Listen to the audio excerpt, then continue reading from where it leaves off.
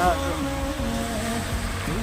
જો નાળાની વચ્ચે છે પાણી જાય.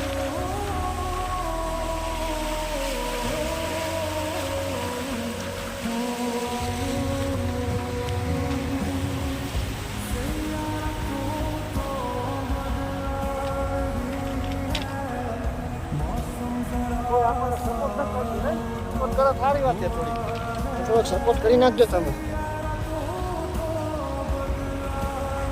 જો આ બધું પાણી જ જાય પાણી પાણી ભર્યું સિંબળ ગામમાં ફૂલ વરસાદ કાકા ચીકી